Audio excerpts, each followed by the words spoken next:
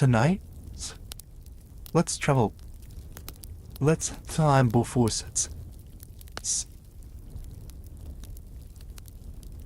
when the first humans lived close to nature and even closer to each other. What did love, connection, and intimacy really feel like in those early days? In this story, quietly explore the human side of our ancient past before anyone wrote anything down. Long before the first city rose from the river plains of Mesopotamia. Long before wheel, before bronze, before pottery, before the first planted seed. Human beings were already fully human. They felt desire. They formed attachments. They raised children.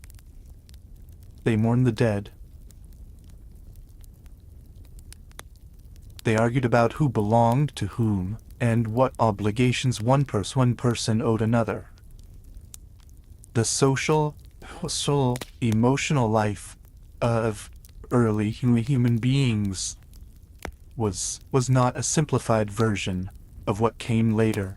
It was rich, complex, and governed by rules and customs as intricate and as culturally specific as those of any civilization that followed. We know this not because they left written records. They did not, but because the evidence survives in other forms. In the bones and burial sites that archaeologists with extraordinary care that early humans painted on cave walls and carved into stone and bone in the genetic record embedded in the DNA of living people and ancient remains in the quarter by Marmitas and in the careful ethnographic documentation of hunter-gatherer and forager societies that persist into the modern era and were observed and recorded by anthropologists, sometimes with great sensitivity and sometimes with the cultural of own times and place. None of these sources is perfect. All of them require interpretation, but together they allow us to construct with reasonable confidence the broad outlines of how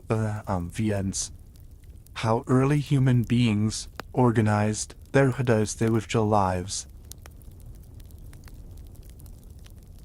And the picture that emerges is far more varied, far more surprising, and far more thoroughly human than most expect.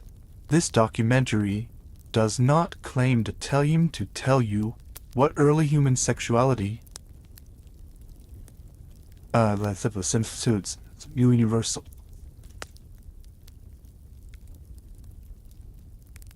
The evidence does not support such a claim, and honest scholarship requires acknowledging that never will.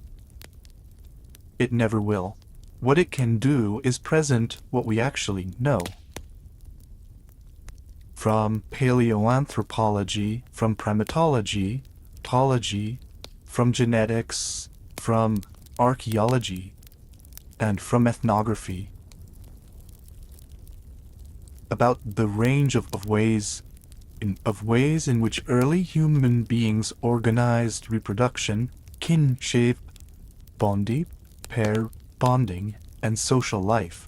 It is as A story of a remarkable diversity, remarkable and remarkable humanity. It begins approximately 200,000 years ago. And in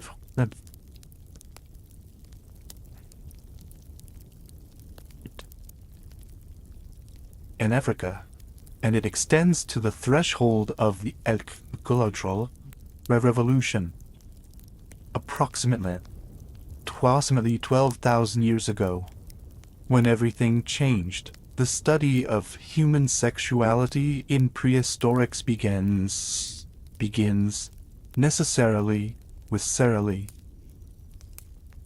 with biology, with what the physical evidence of the human body and our evolutionary history can us about how our ancestors organized their reproductive lives.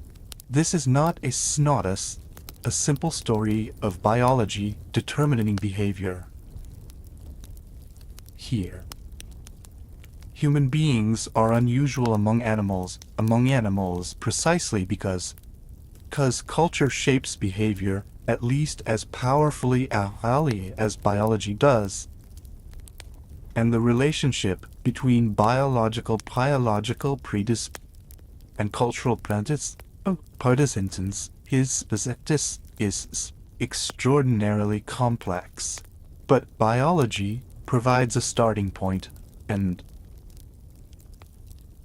above acetate is the positive.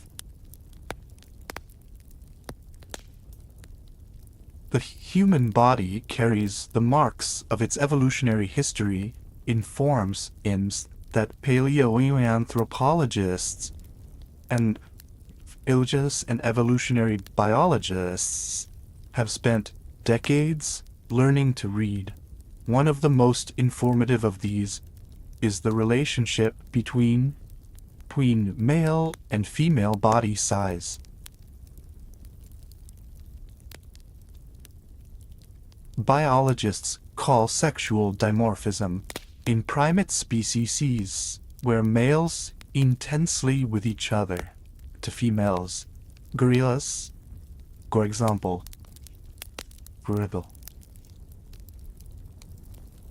males are much larger than females because size is a decisive advantage in male combat. In species where both sexes are roughly equal in size, this pattern of intense male-female access is absent or greatly reduced. Humans fall between these extremes. Men are somewhat larger than women on average, but the difference is much smaller than in gorillas or orangutans. This moderate level of sexual dimorphism suggests to evolutionary biologists that our ancestors did not live in the gorilla pattern of single dominant males controlling large groups of females, but rather in social arrangements in which male competition was present, not the dominant, organized principle of reproductive life. The evidence from sperm biology genes. In a similar direction, human sperm production and the size of human testes relative to body weight falls between the patterns seen in chimpanzees, where high levels of sperm competition occur, because females mate with multiple males, and the pattern seen in gorillas, where a single dominant male has its exclusive mating. access to the females in his group, making sperm competition unnecessary. The human pattern suggests, again, a social arrangement that was neither exclusively monogamy, nor the free mating pattern of chimpanzees, but something more complex. The fossil itself provides limited but useful information about the social lives. The sites where early human remains are found, sometimes single individuals, sometimes groups, tell us something about how people lived and died together. The burial practices emerge in the archaeological record beginning roughly 100,000 years ago, and becoming more elaborate and widespread by 40,000 years ago. Early humans treated the dead with care and intention, often burying them with grave goods, tools, ochre, shells, flowers, that suggest beliefs about life after death and about the social identity of the deceased. Some of these burials are of individuals. Others appeared to be family groups.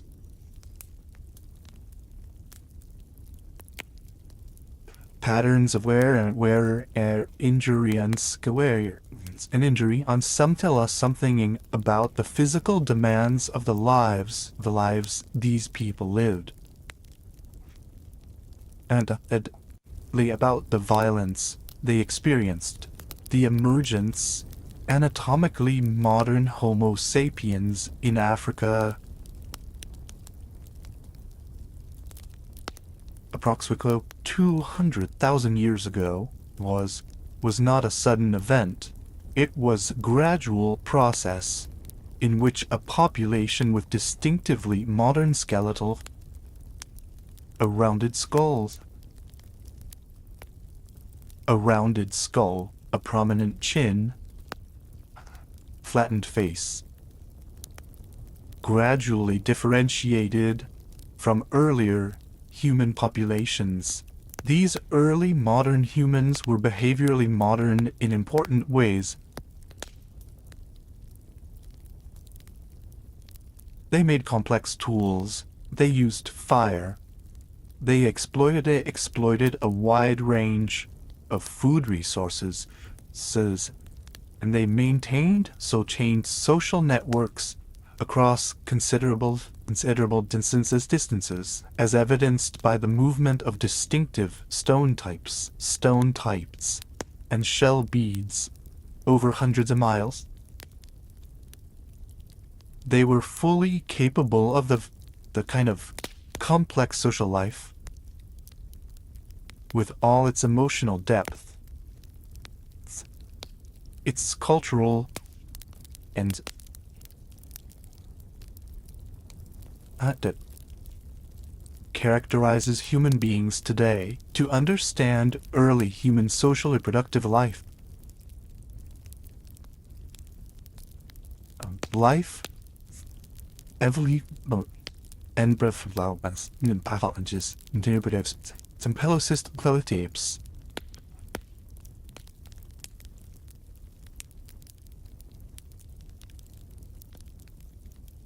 Chimpanzees and bonobos share approximately 98.5% of their DNA with humans.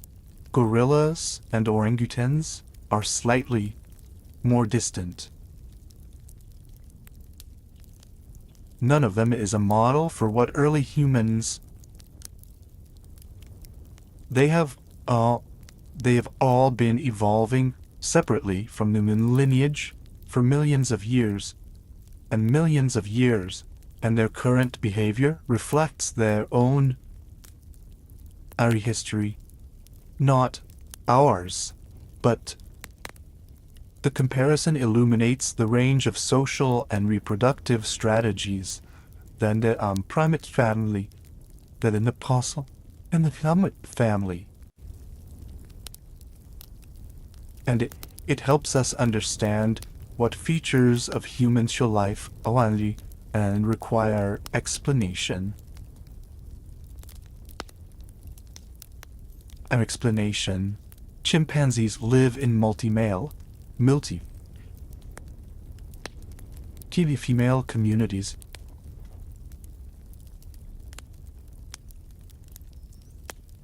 And males compete intensely for dominance and access. And mating access. The chimpanzee social world is characterized political maneuvering and imperialist island, including organized group, aggressed, and neighboring communities. Female chimpanzees are sexually receptive, with ovulation and signaled selling. And during these periods, they may mate with many males in succession. Male chimpanzees have large testes to body weight, a biological adaptation to the high levels of sperm that result from this mating pattern. The chimpanzee model social organization. Bonobos. Which was humans as chimpanzees, and were not recognized as separate species until the 20th century. Have a dramatically different social organization, despite living in similar environments. Bonobo communities are also multi-male and multi-female, but female form strong social bonds with each other, and female alliance is an important counterbalance to male power. Most strikingly, bonobos' sexual behavior in a much range of social contexts than chimpanzees do. For greeting, for conflict resolution, for reassurance, and for social bonding. And sexual interactions occur between individuals of all ages, of all nations, and combinations, not only between males and females in reproductive texts.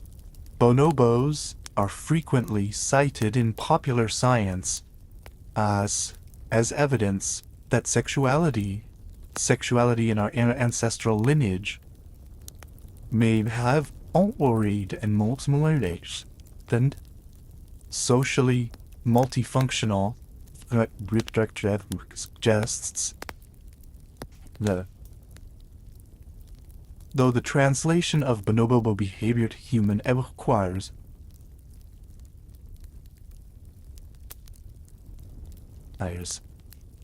considerable. Gorillas live in groups, typically consisting of a single male.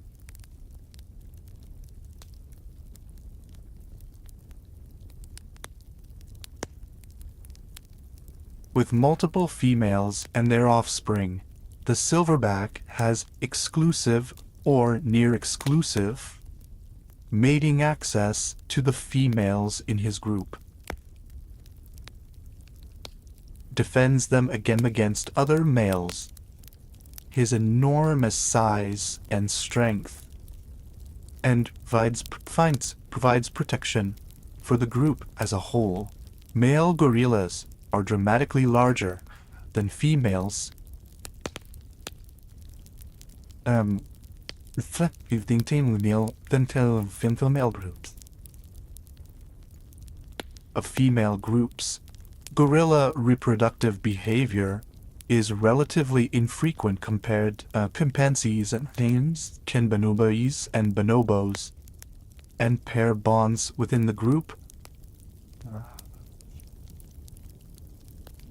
are relatively stable. Orangutans are the most solitary of the great apes, living largely alone, and more from experiences and brief mating encounters. Their social organization by the sparse distribution of food in their resourced habitat,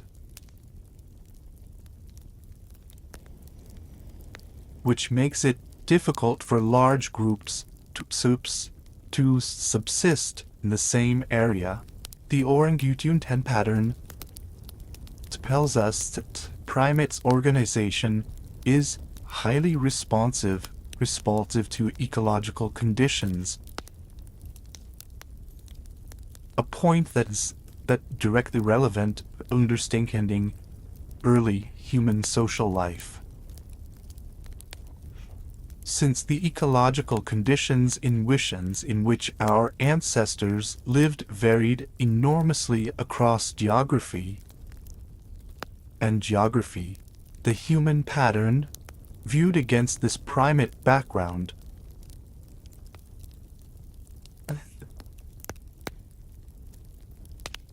respects human pair bonds, the relatively stable relationship between a female and a female that persists over time and that involves mutual investment, offspring, are more widespread and more persistent than in any other great ape species. Human males provide substantially more direct care for offspring than is other great apes. Human sexuality is continuous rather than cyclical.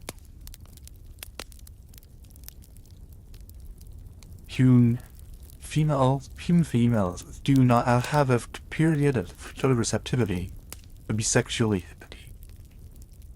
be sexually active throughout the menstrual cycle, and ovulation is not externally signaled. These features, taken together, suggest that pair bonding and extending parental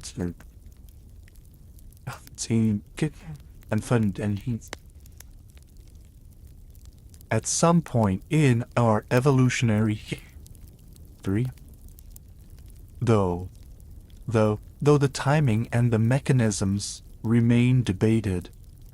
The revolution in ancient DNA analysis that has transformed paleoanthropology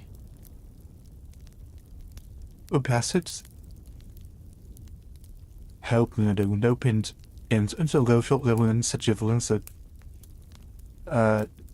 no other method could provide. By extracting and sequencing DNA from ancient human remains, sometimes tens of thousands of years old, researchers can now reconstruct not only the evolutionary relationships between populations, but in some cases, the actual family relationships between individuals buried at the same site.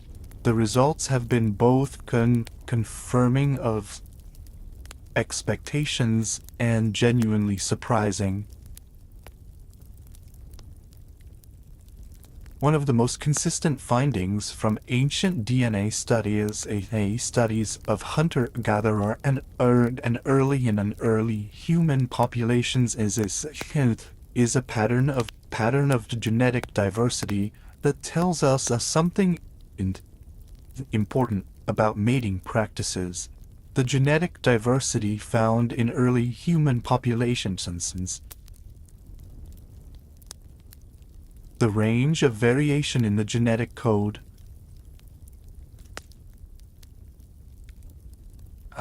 consists with small effective population sizes and significant movement of individuals between groups. This pattern of gene flow between groups is important. It means that early human bands were not closed, isolated reproductive units. Bonds were connected to broader social networks through the movement of individuals, groups, between groups.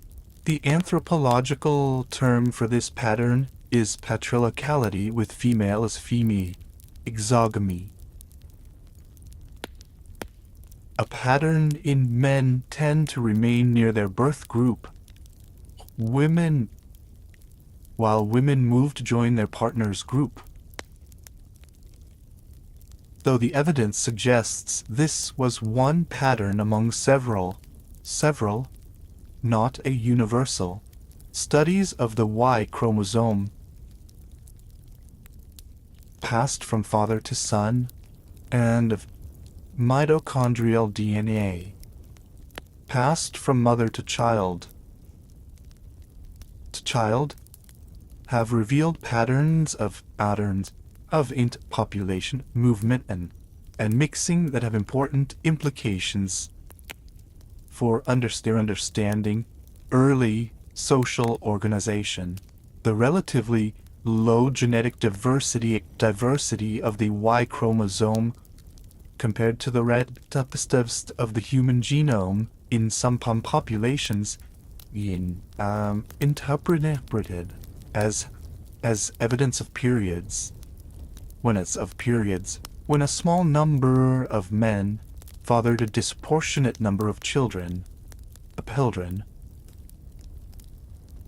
consistent with polygynous social organization, in which high-status males reproduce sex to multiple women.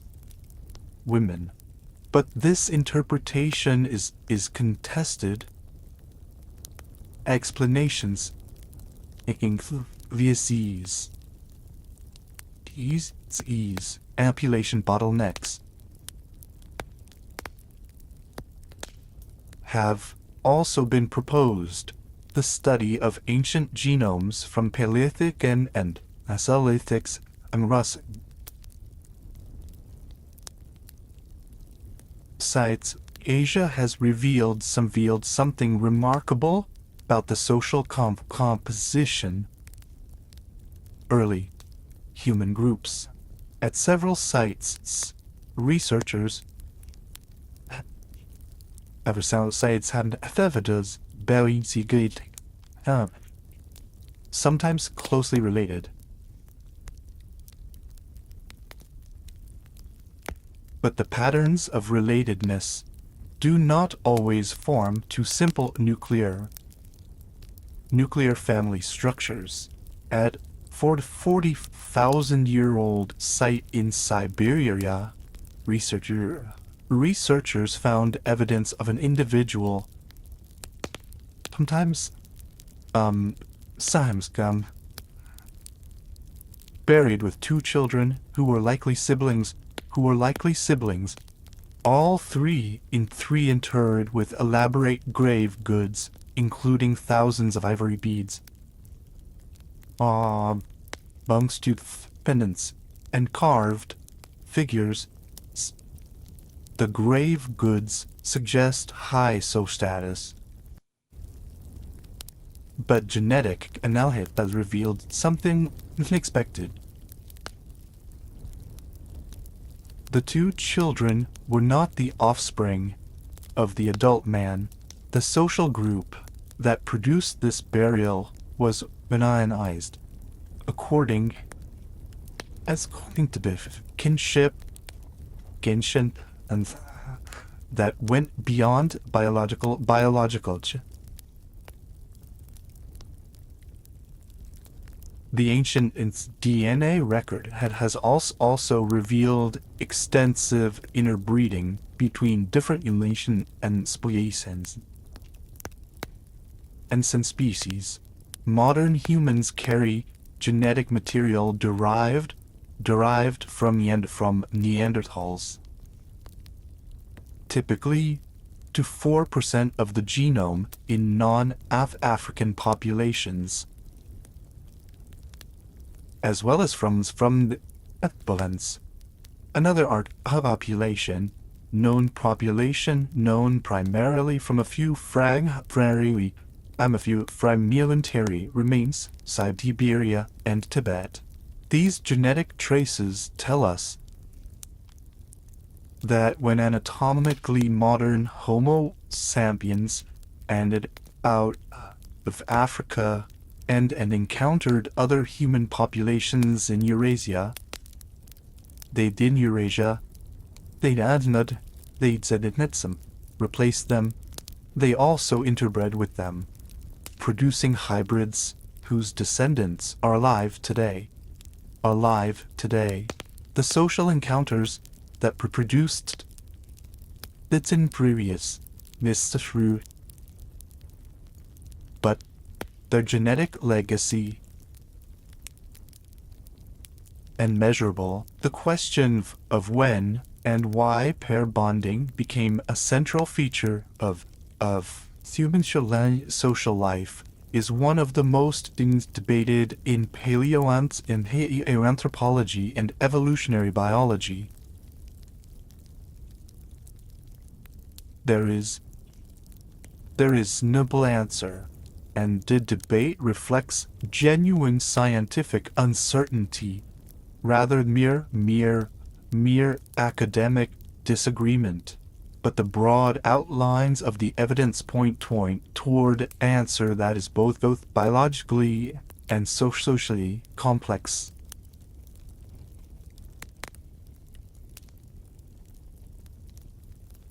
The biological case for the evolutionary importance of pair bonding human siblings runs then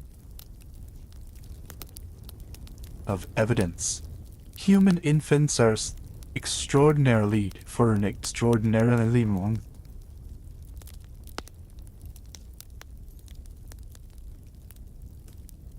Far longer than the infants of any other primate. A human infant cannot walk for approximately a year, cannot run effectively,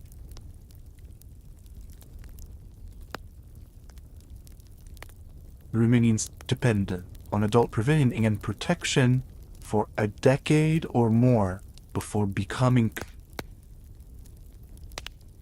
independent. Survival. This extended period of offspring creates enormous demands on the caregiving resources of the other. Demands that in most circumstances exceed what a single adult Delta can provide, while also maintaining her own nutritional status and capacity. The involvement of a second adult, typically a male partner, though other social arrangements also occurred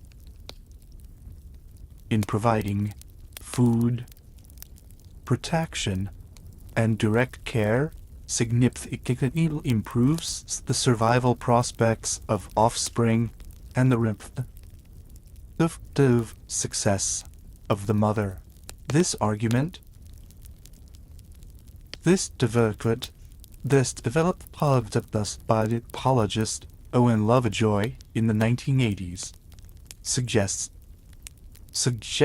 that pair bonding and male visioning of females and offspring co-evolved the distinctively human pattern of extended offspring dependency. Balls daylight continuous female sexual receptivity, the concealment of ovulation in human females. The fact that neither the female nor potential male partners can easily, and when she is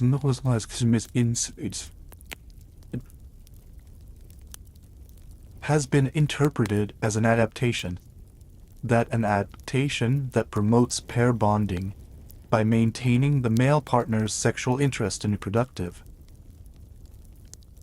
reproductive investment throughout cycle, rather than only during the brief period fertility. The anthropological evidence from contemporary and documented hunter-gatherer societies broadly consistent with the importance of pair bonding as an organizational principle. While a lot more revealing in this variation in the specifics, studies of the Kungsan of the Kalahari Desert, the Hads of Tanzania, the Aish of Paraguay, the Agta of the Philippines, and dozens of other foraging societies have found that pair bonds, relatively stable, recognized partnerships between a man and a woman, involve mutual obligations of provisioning, care, and social support.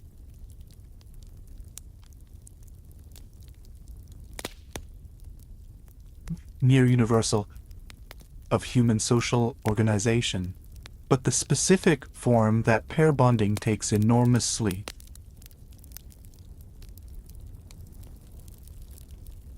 In some societies, formals and moedes are important ritual events.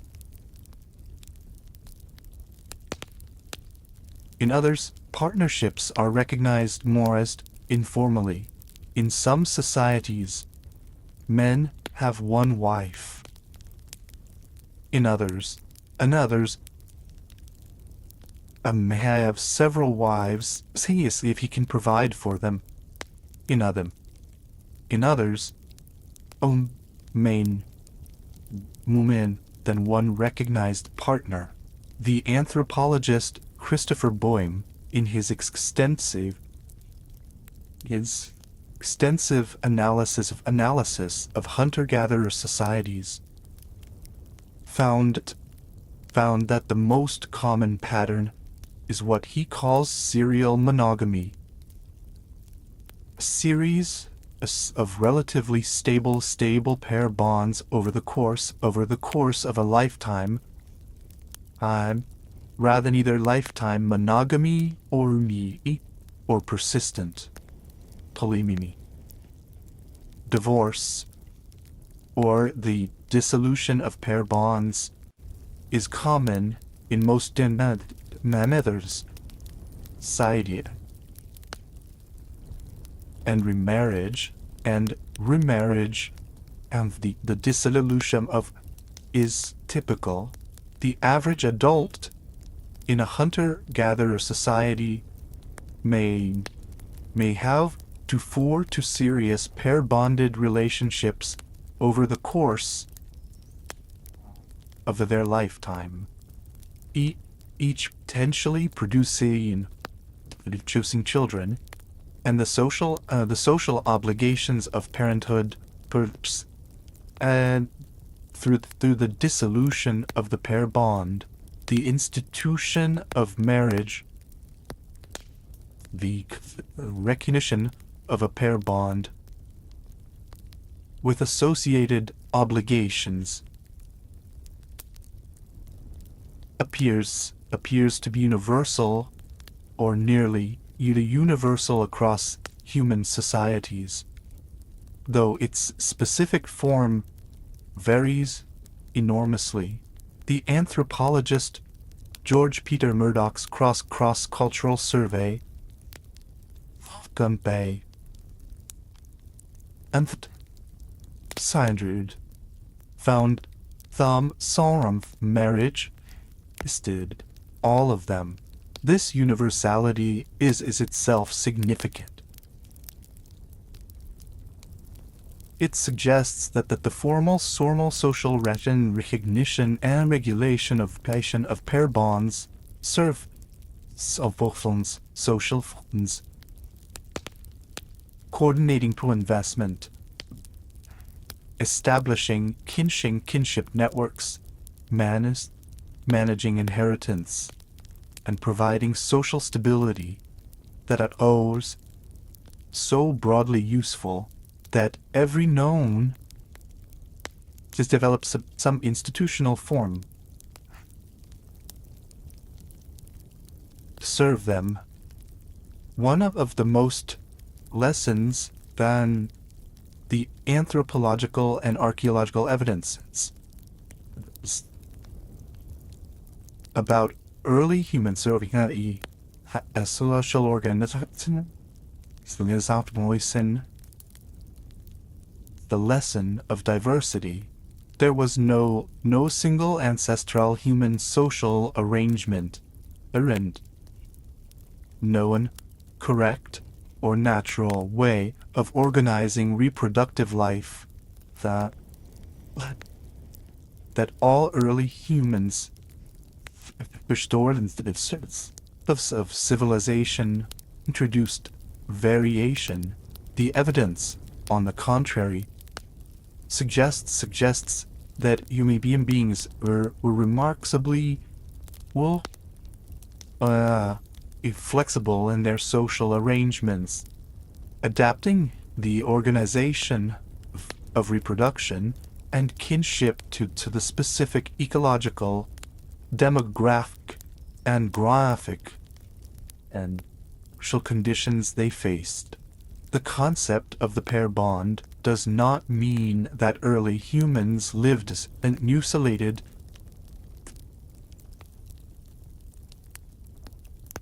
parents and they're separate from all others.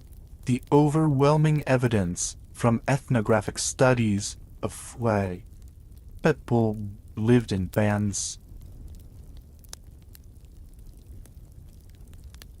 small, flexible social groups of typically 20 to 50 individuals, related by kinship and by social bonds that mixed biological relationship with chosen alliance. Within these bands, pair bonds were the basic unit of reproductive partnership. But the band as a whole was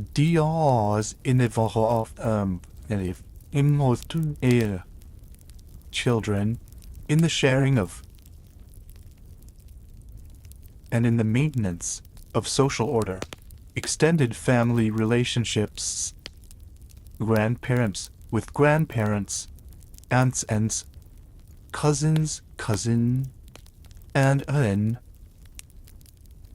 enormous practical importance in the lives of early humans. The grandmother hypothesis, developed by anthropologists Honks and colleagues, poses that the abnormally long post-reproductive lifespan of human females, women who live decades beyond their own reproductive years, is an evolutionary evolutionary adaptation that allowed grandmothers to contribute to the nutritional welfare and survival of their grandchildren, thereby increasing inclusive fitness. The cross-cultural evidence for the importance in the care of survival of grandeur is substantial, and the genetic and archaeological evidence is consistent with the hypothesis that extended female longevity.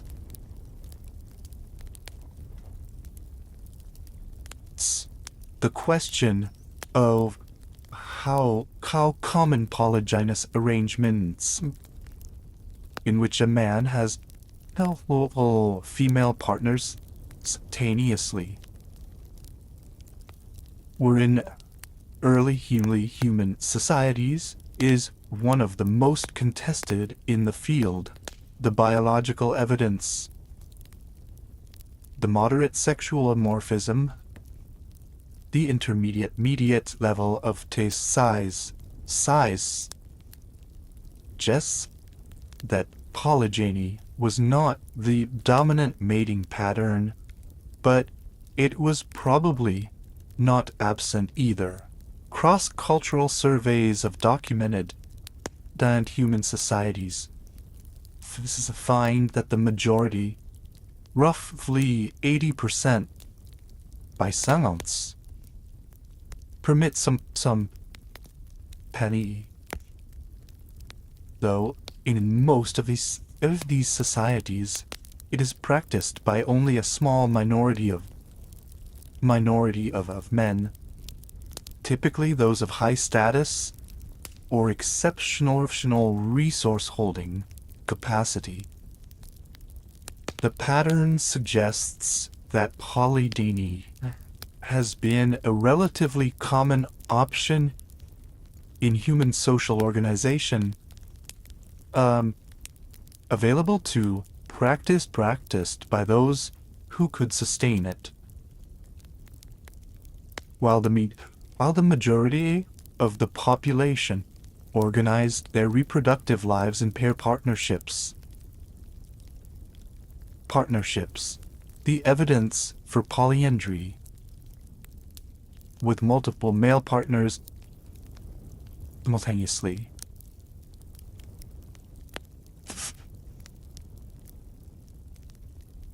in the ethnographic record and in the evolutionary biology, true polyandry.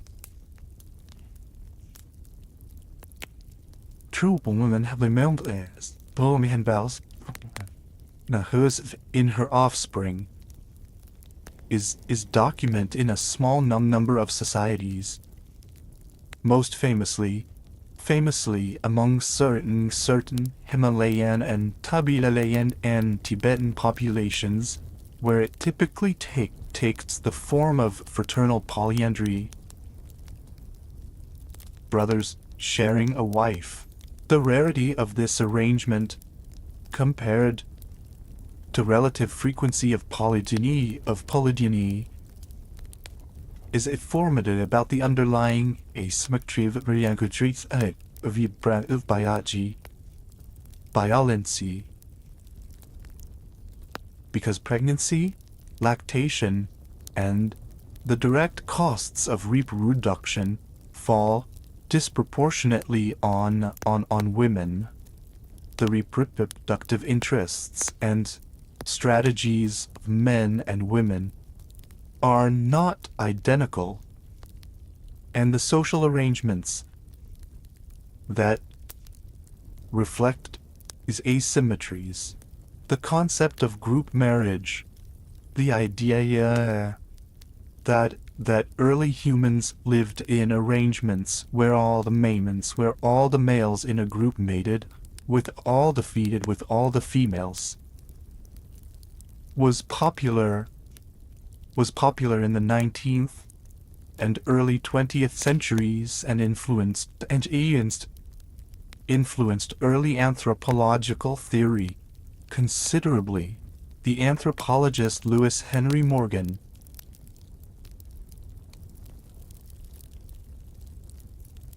his work greatly influenced Friedrich Engel's Engelitzer family. Proposed that group marriage was an early stage human social evolution that was gradually replaced more restricted forms as civilization developed. This theory is now almost universally rejected by anthropologists, evolutionary biologists. The evidence from genetics, from primgenetics, from metallurgy, and from foraging staying societies consistently points toward pair bonding and visually recognized key parentage as deep features of heat facial accumulation of immunization, not as late developments overlaid on an original condition of promiscuity. Among the most remarkable evidence of inner life of early human beings is the art they left behind.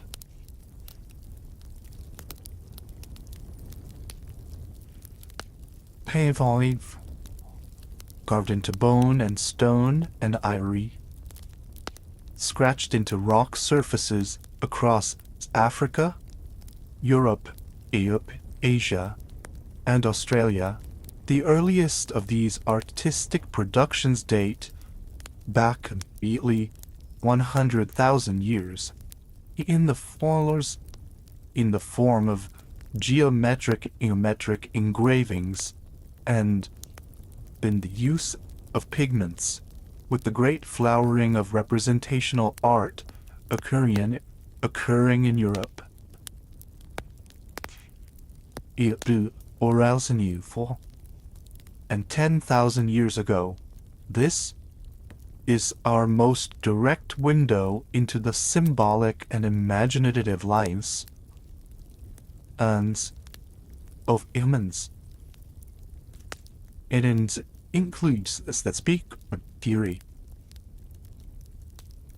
of this documentary, the cave paintings of southern France and northern Spain, at Lascaux, Altamira, Chauvet, dozens of other sites are primarily images of animals: bison, horses, mammoths, aurochs, deer, rhinoceroses. They are executed with a technical skill and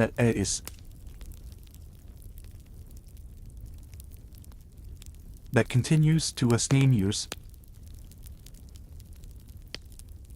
and their meaning remains deeply uncertain. They may be records of hunting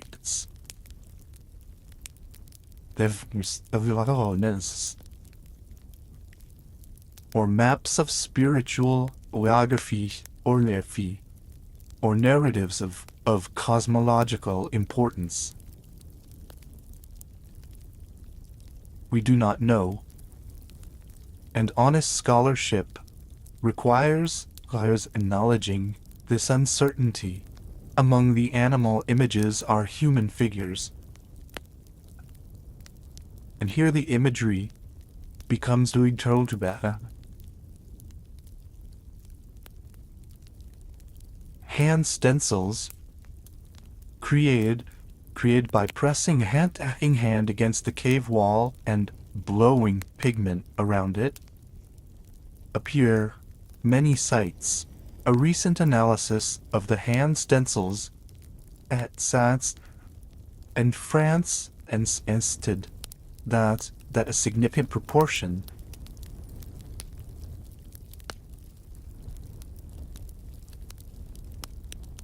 were made by women rather than men, based on the statistical relationship between finger length ratios and biological sex.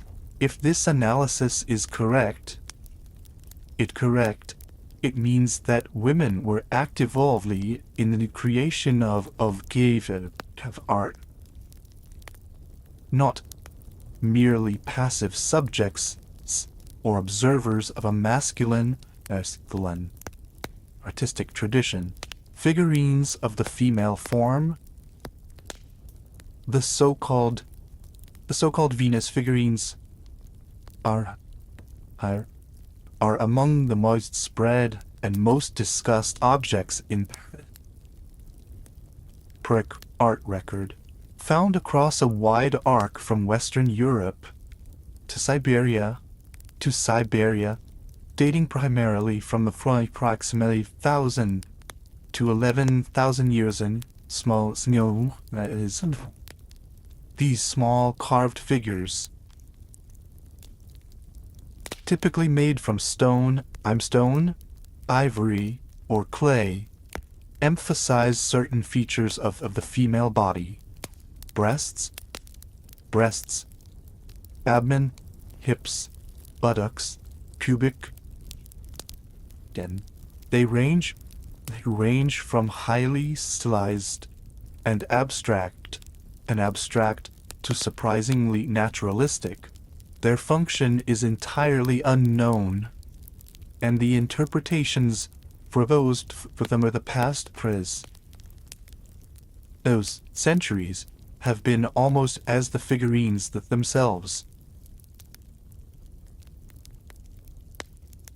Fertility symbols, goddess figures, self-portraits by female artists, objects of male desire, pour identification (MERP) for group membership, teaching aids, childbirth, protectex, during pregnancy.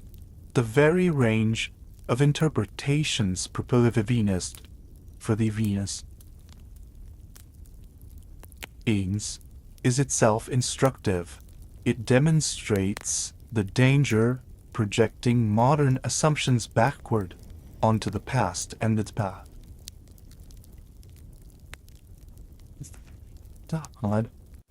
And of interpreting symbolic objects without the interpretive framework their creators shared that with them.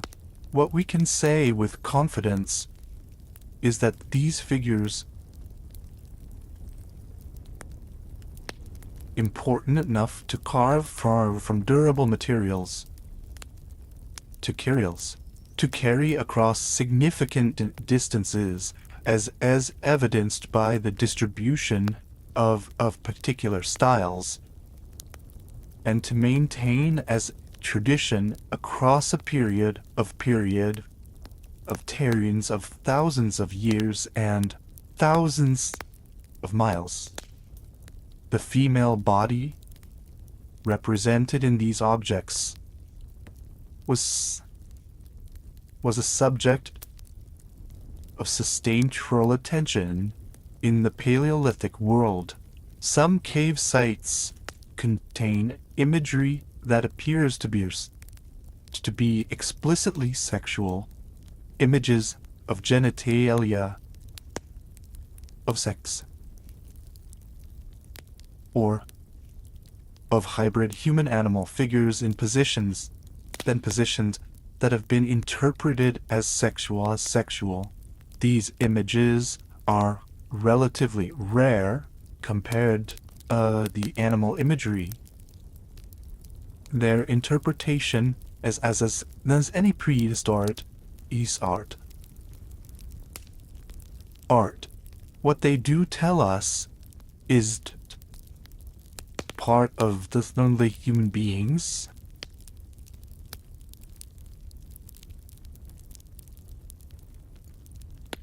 Part of what they thought about. And apparently considered important enough to record in the permanent medium of stone and pigment. This This the least surprising finding in the entire field. Human beings are sexual beings. From the earliest to the most recent reflects this fact. One of the most universal features of social organization present in every documented human society without exception. Incest taboo. The prohibition on sexual relations between close relatives. The specific definition of who counts to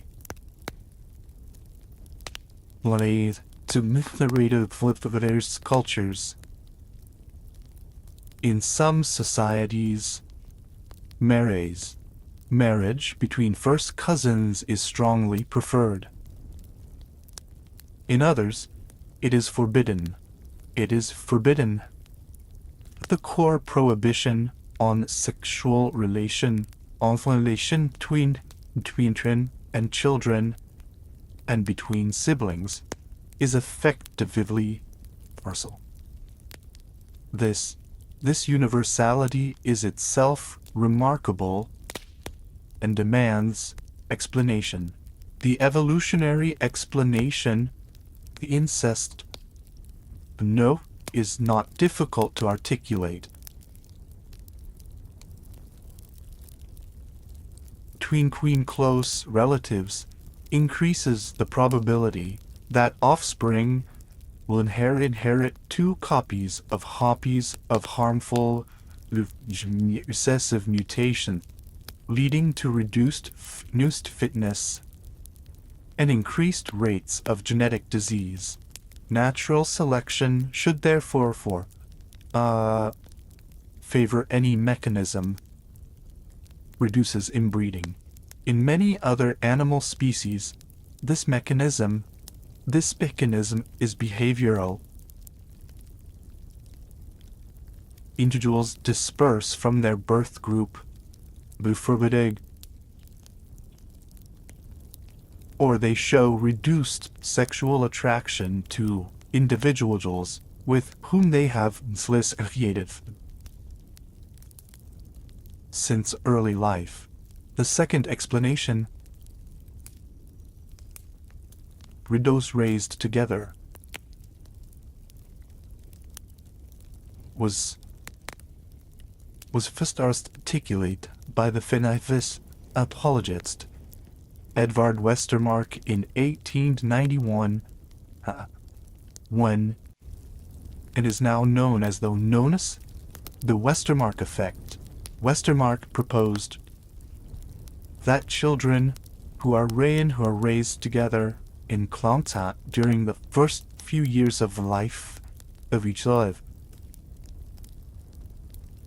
of a sexual aversion to each other later life, regardless of whether biologically related. This effect has been documented in multiple cases. In Israeli Judaism, where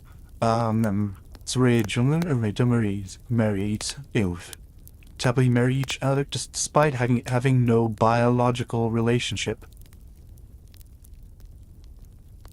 In the historical practice of simple marriage in Taiwan, in which a girl was adopted into a family as an infant and raised alongside her future husband, with the resulting marriages showing lower fertility.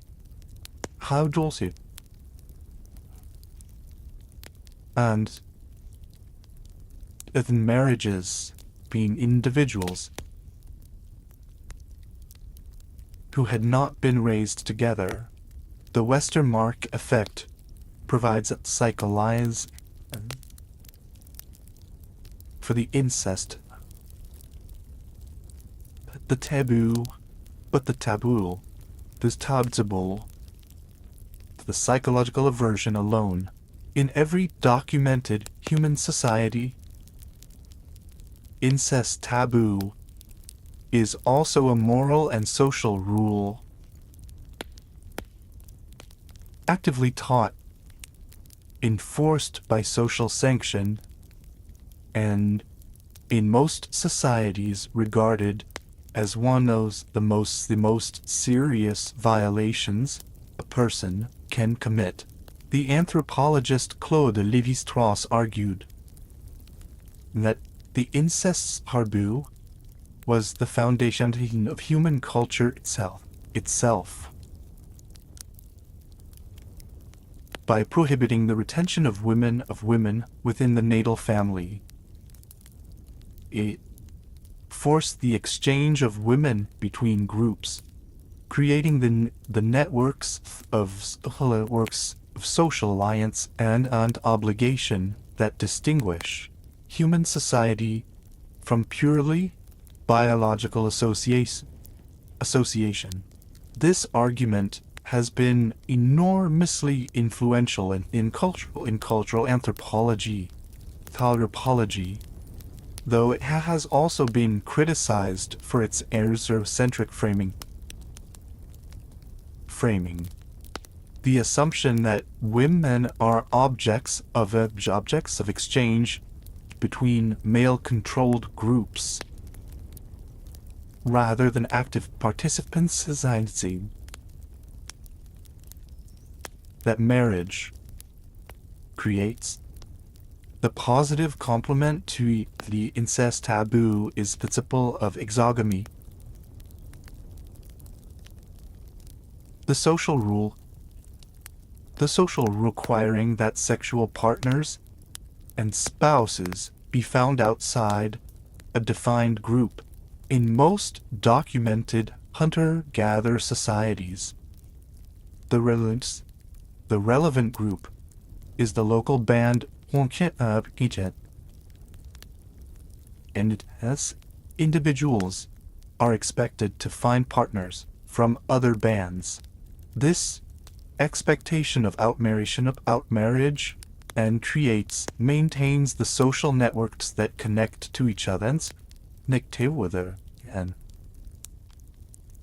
networks of obligation, reciprocity, and alliance that are essential to survival in the challenging and variable environments in which early humans lived. A woman who has married into a neighboring connection band. Her family of origin has an obligation to her, and through her, to her husband's group. These networks of kin-based alliance as a social safety net. A system for sharing resources across groups in times of local scarcity, and for providing access to mates, to information, and to military alliance in times of conflict. The cross-cultural evidence for the importance of kinship networks in hunter-gatherer is substantial.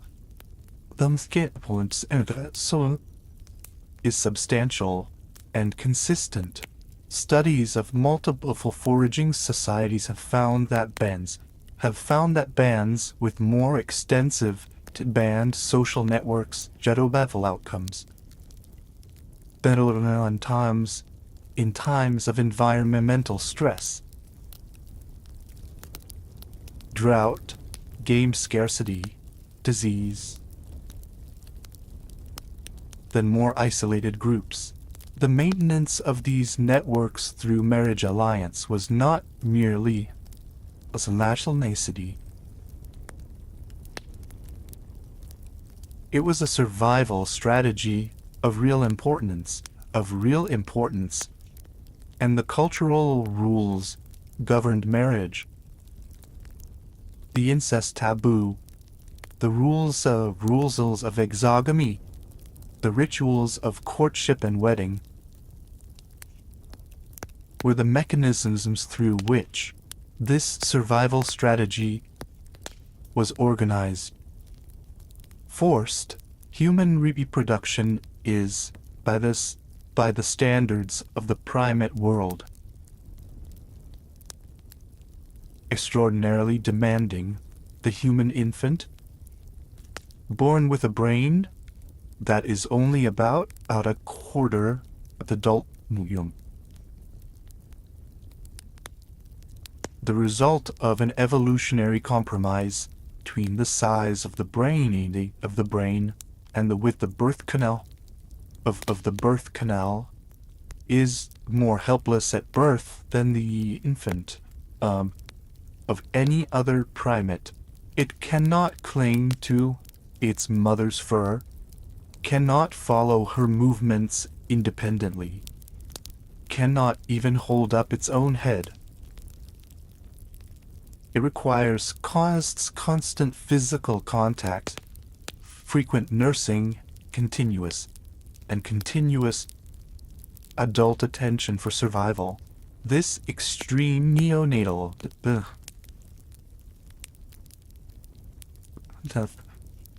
and a driver of the distinctive features of human socialization.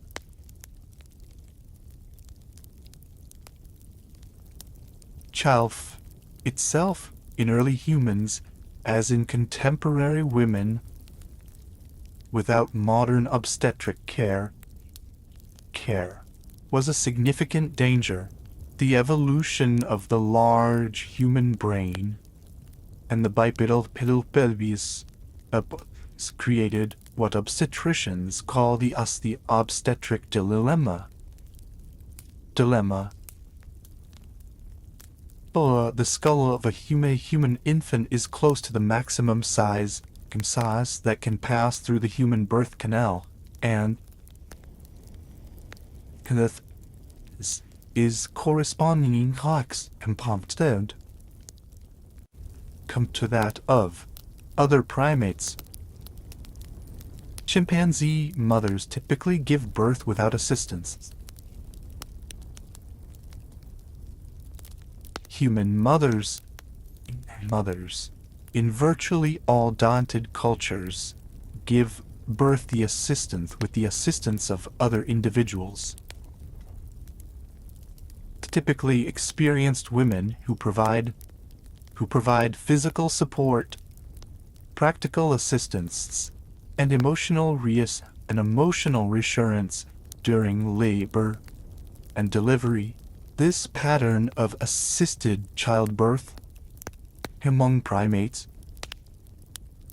and apparently universal in human societies,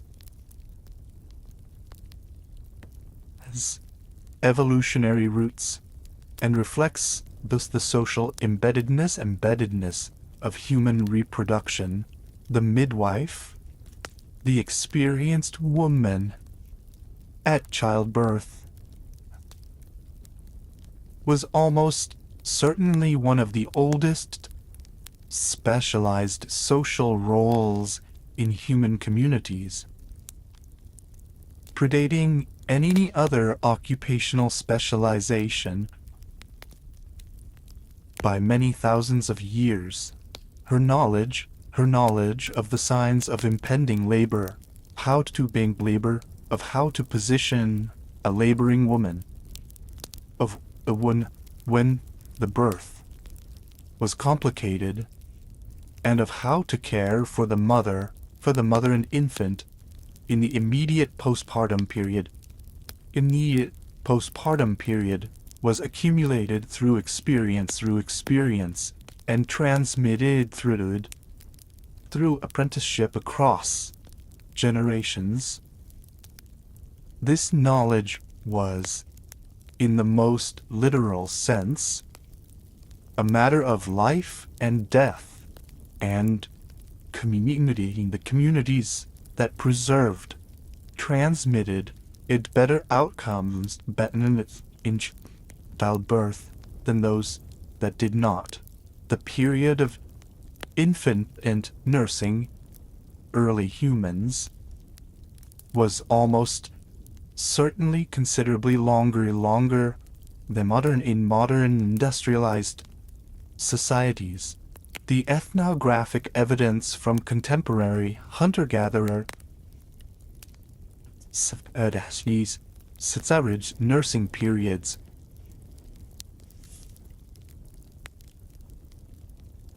with breastfeeding and unsaved. The introduction of solid foods. This extended nursing serves multiple functions. It's essential nutrition and immune protection to the infant. There's the substantial energetic cost of milk production to a period after the most dangerous phase of early infancy. And it suppresses ovulation in the nursing mother, creating a natural spring. In documented foraging societies, average birth intervals, the time between successive live births, typically 4 years, compared to the much shorter intervals typical in agricultural societies early on grain-based foods was common. The energetic demands of nursing combined with the continued careless demands of a helpless infant and the physical of lifestyle meant the nutritional and social support available to those importance. Studies of maternal nutritional status and infant survival in contemporary forwards thou lack of food.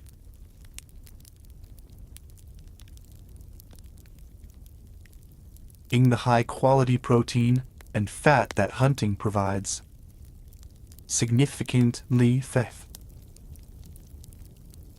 infant growth and survival, the provisioning of nursing mothers by their partners and by their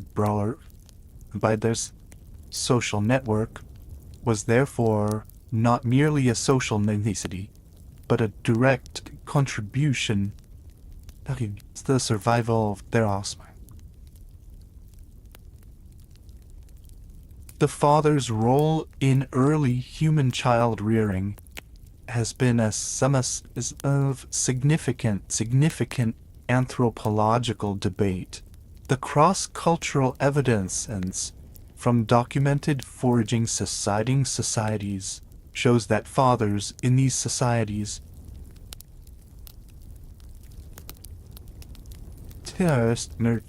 care in their offspring than do the males of any other great ape species.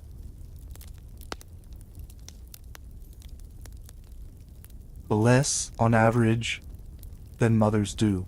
The degree of paternal involvement varies considerably between societies and between individuals within societies. Is influenced by factors including the certainty of biological paternity, the availability of alternative male support, the demands of the father's own subsistence activities, and the cultural of the specific society. What appears to be consistent across the available evidence is Valvins lived in social arrangements in which the involvement of adult males, whether as fathers, as brothers, as maternal uncles, or in other social roles, in the care and protection of children was a significant of social life, contributing to the unusually investment that distinguishes humans from other primates. Sexuality in early human communities was not simply a private matter between individuals. It was a social matter, a domain of love, profound implications for social cohesion, for alliance networks, for the distribution of resources status, and for the management of conflict. Every human society has developed core rules and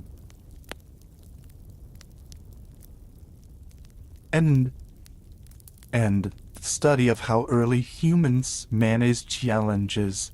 These instances provides insight into both those universals and the of human social organization, the management of sexual competition, petition individuals for access to desirable mates, is one of the most fundamental challenges facing any social species. Human beings have developed cultural responses to this challenge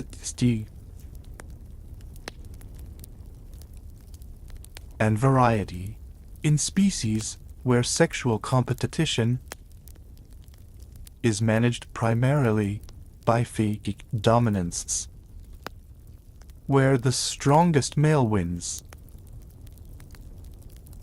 The result is typical sexual dimorphism and significant rates of male violence. Male violence in humans, where rules and cultural norms play a much larger role in organizing mating. Of management and cultural problems as much as a physical one. The anthropologist Christopher Buffer Boehm's comparative analysis of hunter-gatherer societies found a consistent pattern. In virtually all documented forager societies, there are strong social norms against monopolization of resources, including reproductive resources, by dominant individuals. Bands actively suppress what Boehm calls alpha behavior by any individual, the others, through a variety of social mechanisms, ridicule, ostracism, and in extreme cases, physical punishment or expulsion. This pattern of what Boehm calls reverse dominance hierarchy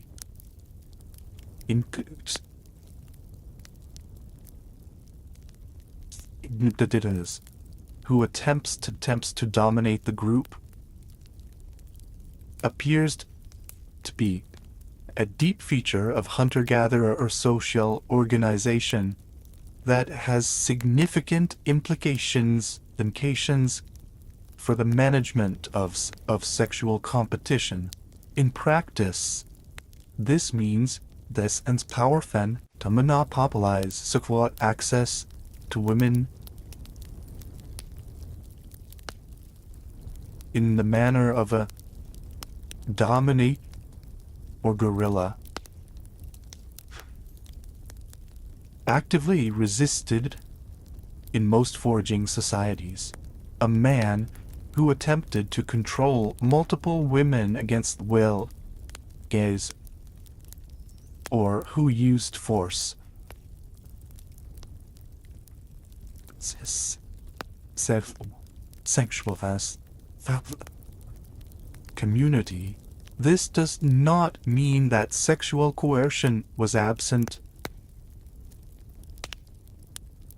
The historical and ethnographic record clear that was not. But it does mean that it was not the primary principle of reproductive life in most foraging societies. The cultural and social norms that prohibited sexual exploration were real constraints on individual behavior, even if they were not perfectly enforced. The evidence for violence in early human communities is significant and should not be minimized. Skeletal remains from the Paleolithic and Mesolithic periods show evidence of interpersonal violence.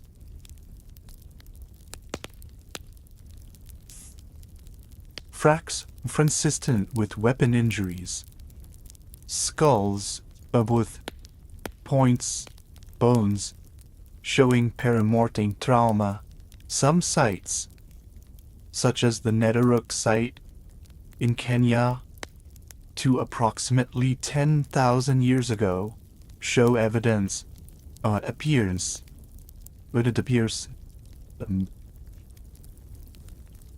27 individuals,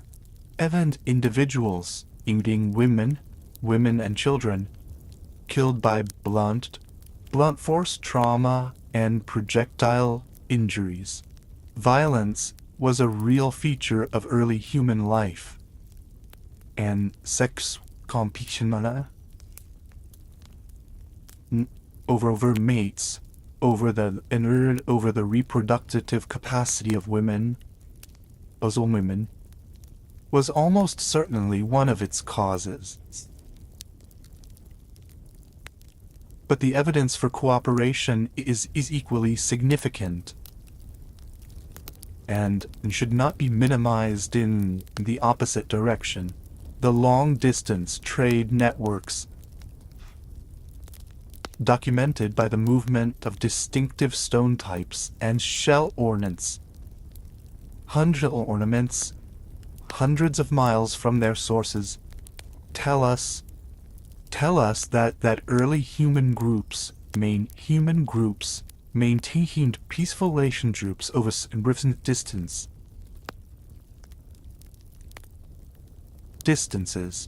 The shared artistic traditions that appear as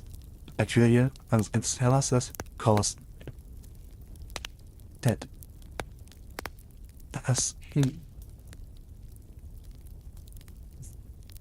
and interaction occurred across otherwise seem like barriers. The genetic evidence of gene flow between populations tells us individuals, particularly women, regularly moves of marriage. The picture that emerges is of societies in which violence was a real possibility and a real occurrence, but in which cooperation, alliance, and exchange were the dominant modes of intergroup relationship, counted through the network arts and the networks of it created. The physical evidence that early humans left behind. The stone tools, the animal bones, the hearths, the pigments, the ornaments, the burials, provides a partial but genuinely informative window into their social lives. Archaeological sites from the Middle and Upper Paleolithic periods, spanning roughly 300,000 to 10,000 years ago, have been the subject of increasingly sophisticated analysis that allows researchers to reconstruct not only what people ate and how they made their tools, but something of how they organized their communities. The use of personal ornaments, beads, pendants, shells, pills applied the body, appears in the archaeological record with increasing frequency from roughly 100,000 years ago onward, becoming widespread and elaborate by the time of the European of Upper Paleolithic, approximately 40,000 years ago. These ornaments are significant because they are widely interpreted as signals of social identity, markership, social status, age, and potentially of social availability. Among many documented hunter-gatherer societies and personal important an important role in courtship. Types of ornaments signal that a person is of marriageable age, is seeking a partner, achieved social status. The distribution of food within archaeological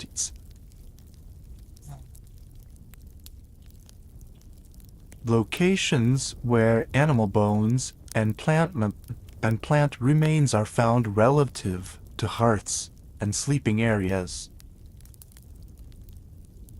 tells us something about how food was shared within early human communities.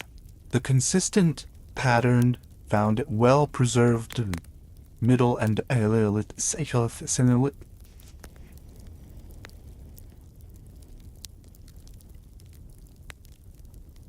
food was central location, typically a hearth, and consumed communally rather than by individuals alone,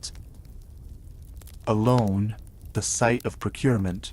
This pattern of central place foraging and food sharing varies and fundamental from the pattern seen in most other primates, and it reflects the social organization of the human band, a group in which food is shared according to social rules, and in which the relationship to honored, provisioned individuals, including partners, offspring, elderly relatives, and others, is structured by obligation and reciprocity. The evidence for long-distance movement exchange in the Paleolithic record to understand early human social networks.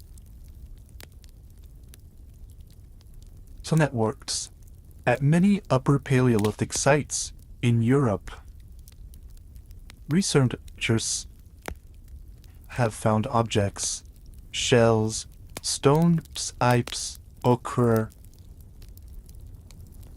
that originated hundreds of kilometers from the site. where they were found. This movement of materials implies the movement of people, either individuals traveling long distances, passing through chains of exchange between neighboring groups. Either pattern implies the existence of maintained social relationships between geographic rates at relationships. They're almost certainly structured in created through marriage. The burial order of the Paleolithic, the Paleolites, provides some most social life. Intentional burials. Graves in which a body is placed in a specific position, often with associated grave goods,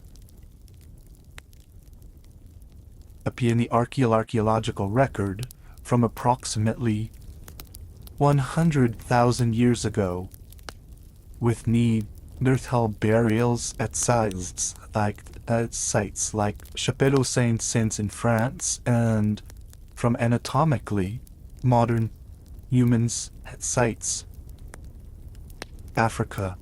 By the Upper Paleolithic, burial had become an elaborate and culturally significant dance in with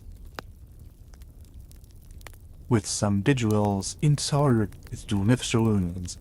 the goods that speak to their social status and to the beliefs of the Mukanyeth. After death, the grave goods associated with Paleolithic burials are themselves formative about social organization. Some burials are associated with objects that appear be gender-marked, weapons and hunting equipment, with male burials, ornaments and tools associated with food preparation, with female burials, though the association is always absolute, and there are well-documented exceptions. Some burials appear to represent individuals of acceptable social status. It turned if unusual wearing goods. The existence of differential status in burial treatment tells us that community were not fully egalitarian.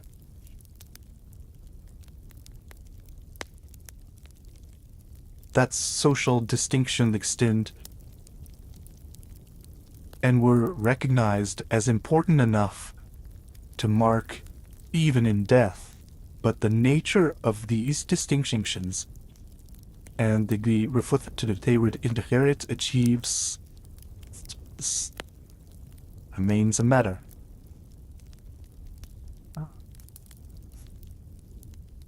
A matter of active archaeological debate. Approximately 12,000 years ago, in the Fertile Crescent, the Middle East, and independently in several other regions of the world,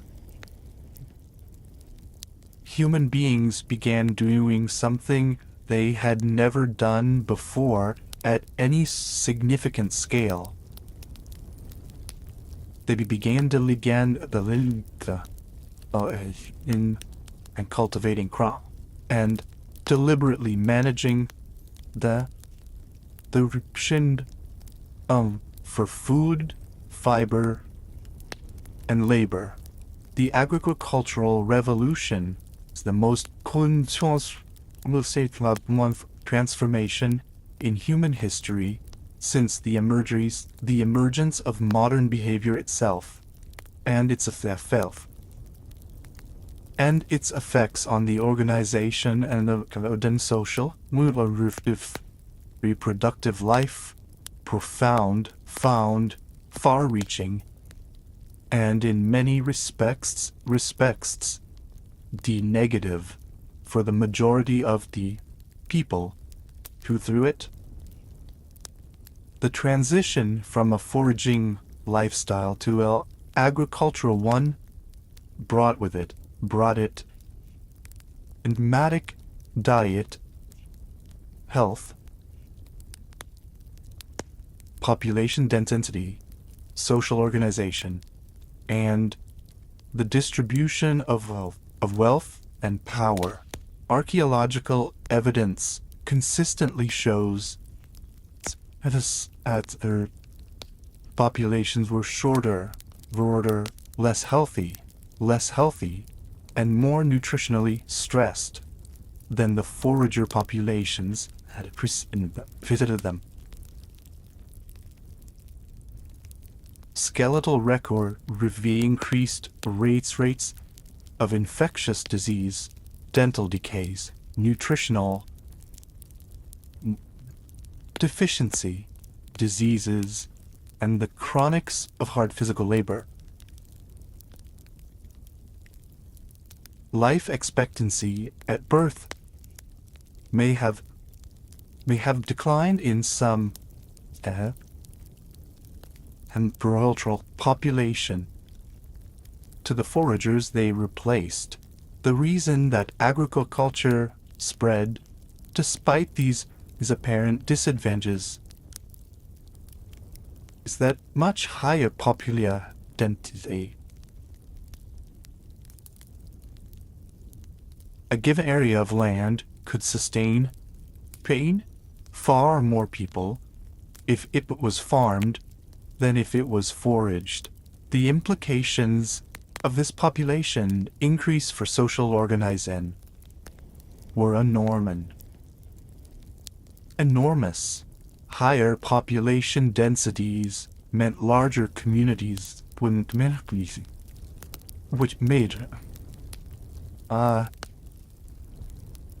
greater specialization of labor, and the emergence of social hierarchies more and more extreme in foraging societies. The accumulation of surplus food possible in agriculture in a way that it was not in foraging created the conditions for the emergence of permanent social inequality.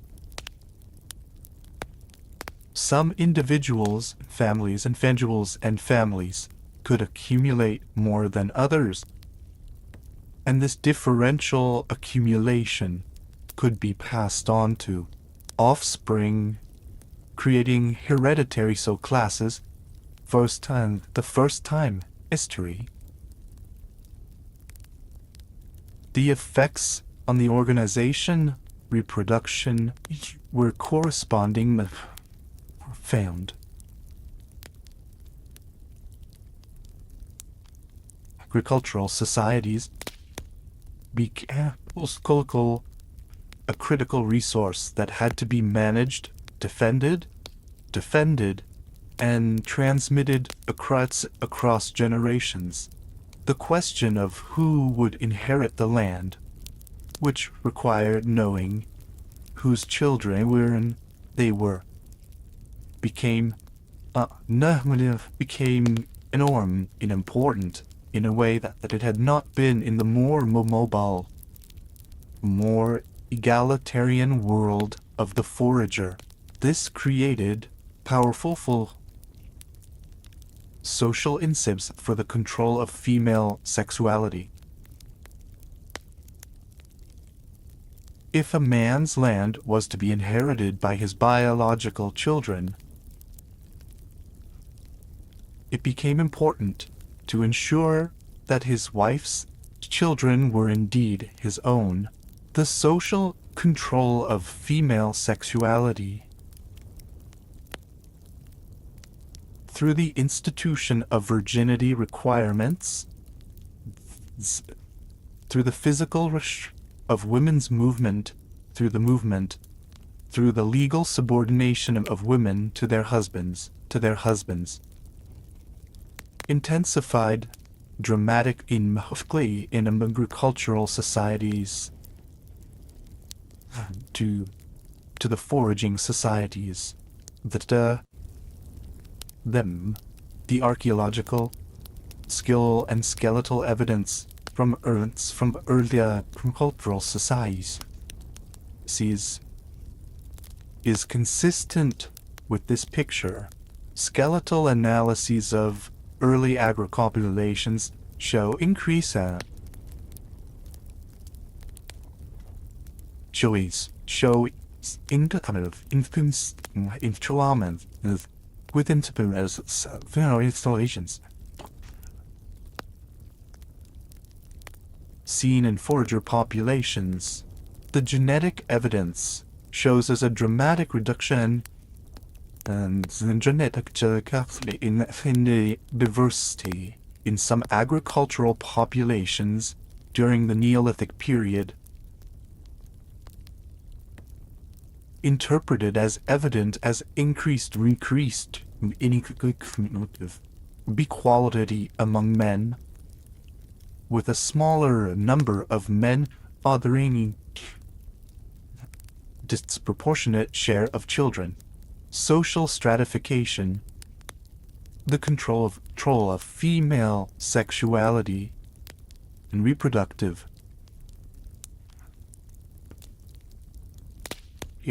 all appears with agricultural transition. The contrast between the foraging and agricultural organization of reproductive life is not absolute. Foraging societies were not idyllic, egalitarian, utopias, and agricultural societies were not uniformly oppressive, but broad trends are undocumented, and they'd something important about the relationship between economic organizations, social regulation, speculation of sexuality, the specific form that sexual culture in any human society is not simply the product of nature. It is the product of human nature operating within specific economic and social conditions. And when those conditions change dramatically, the sensation of sexual obsessions and reproductive life change them. We have traveled a vast span of time, and that's Imans Africa 200,000 years ago, at the threshold of Ethiopia 12,000 years ago. 1,000 years ago, we have drawn evidence from paleoanthropology, from primatology, from genetics, from the comparative study of foraging societies, and from the analysis of ancient art. And the picture that has emerged is one that summary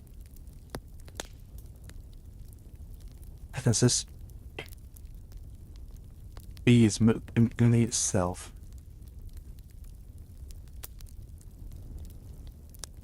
Early human beings were not sexually simple.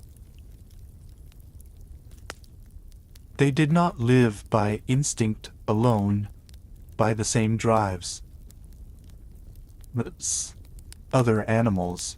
They lived in social worlds of extraordinary richness, governed by cultural rules and social norms of great complexity, shaped by the specific environments in which they found themselves, and continuously negotiated and renegotiated by the individuals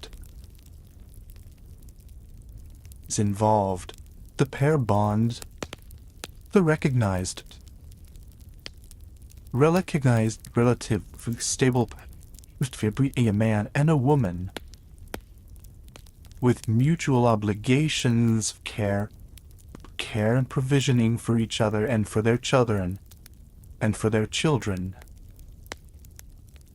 was a central feature of early human social organization, but it wasn't the only feature, and it took many different forms. The evidence suggests neither the promiscuous of certain popular evolutionary psychology narratives,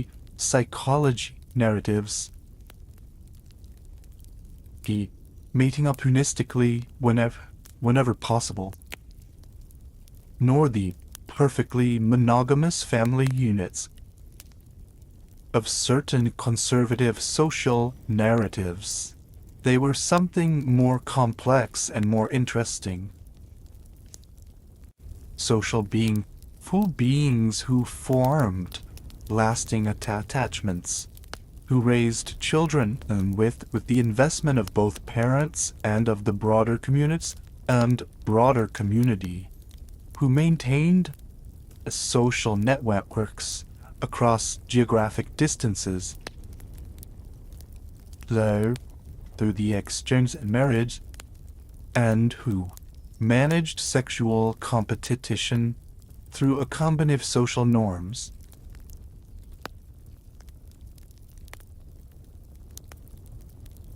And cultural ritual.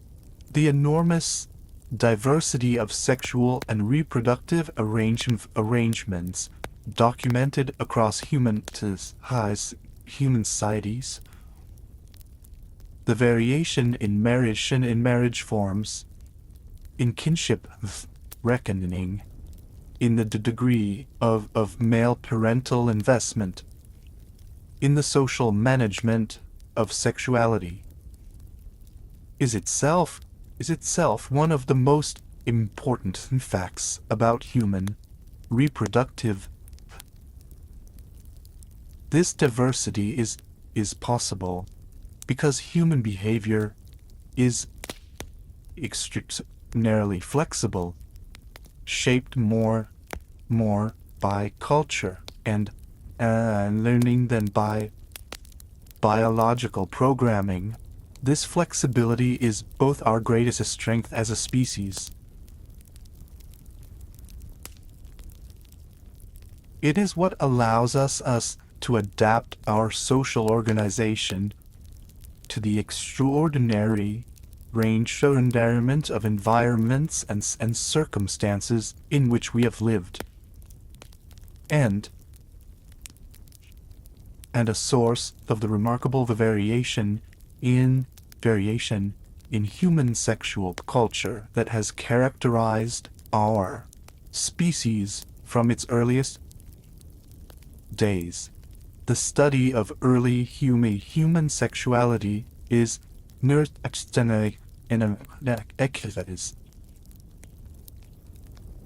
it is an inquiry into what worry into biological and social foundation, most intimate dimensions of human experience. The evidence tells us that pair bonding, parental investment, networks, and cultural regulation of sexuality are deep features of human social life. Present in some form in every documented human society, and with deep roots in us. In our evolutionary history, it also tells us that the specific forms these features take are enormously variable, shaped by